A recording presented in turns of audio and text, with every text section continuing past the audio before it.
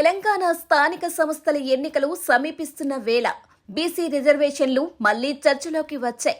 రాష్ట్ర ప్రభుత్వం రిజర్వేషన్లను 42% పెంచే బిల్లును రాష్ట్రపతికి పంపినా ఇప్పటి వరకు ఆమోదం గాని తిరస్కారం గాని రాలేదు. ఆర్డినెన్స్ మార్గంలో తీసుకెళ్లిన ప్రయత్నం కూడా గవర్నర్ ద్వారా కేంద్రానికి వెళ్లి అక్కడే నిలిచిపోయింది. బీసీ రిజర్వేషన్ల పెంపు ఇప్పట్లో సాధ్యం కాదన్న స్పష్టమైన సంకేతం ఇది. అసలు ప్రశ్న, దేశ స్థాయిలో బీసీ రిజర్వేషన్లపై బీజేపీ చిత్తశుద్ధి ఎంత? 2017లో జస్టిస్ డి రోహిణి నేతృత్వంలో కమిషన్ ఏర్పడింది.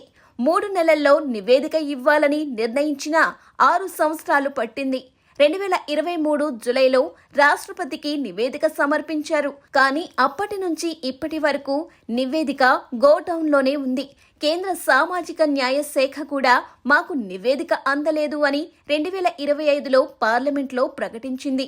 2 భాగాలుగా ఉన్న ఈ నివేదిక 1000 పేజీలకు పైగా ఉందని సమాచారం. దేశవ్యాప్తంగా గుర్తించిన 2633 ఓబీసీ కులాల జాబితా ఇందులో ఉంది. 2015 నుంచి 2018 వరకు విద్యా ఉద్యోగాల్లో ఇచ్చిన రిజర్వేషన్లు సమీక్షించింది.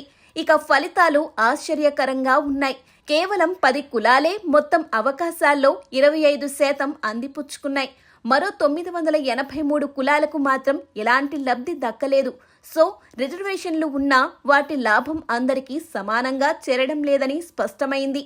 కమిషన్ సిఫార్సు దేశవ్యాప్తంగా బీసీ జనాభా లెక్క తీయాలని, కానీ 2021 జనగణన వాయిదా పడింది. ఇప్పుడు 2027లో మాత్రమే కులగణన చేస్తామని కేంద్రం ప్రకటించింది. అంటే నిజమైన లెక్కలు, వర్గీకరణలు 2028కి ముందు తేలే అవకాశం లేదు.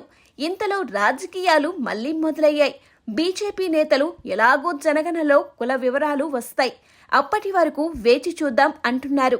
ప్రతిపక్షాలు మాత్రం సామాజిక న్యాయం పేరుతో ఆందోళన పెంచుతున్నాయి. చరిత్ర చెబుతోంది కాకా కలేల్కర్ కమిషన్, మండల్ కమిషన్ నివేదికలు వెలువడ్డానికి దశాబ్దాలు పట్టాయి. ఇప్పుడు రోహిణి కమిషన్ కూడా అదే మార్గంలో నడుస్తున్నట్లు కనిపిస్తోంది. ప్రశ్న మాత్రం ఒక్కటే, ఆర్థికంగా వెనుకబడిన వర్గాలకు రిజర్వేషన్లు వేగంగా ఇచ్చిన మోదీ సర్కార్ బీసీ వర్గీకరణ విషయంలో ఎందుకు జాప్యం చేస్తోంది? అంతవరకు బీసీ రిజర్వేషన్లు ఒక రాజకీయ ఆయుధంగా మిగిలిపోతాయా, లేక నిజమైన సామాజిక న్యాయం వైపు అడుగులు పడతాయా?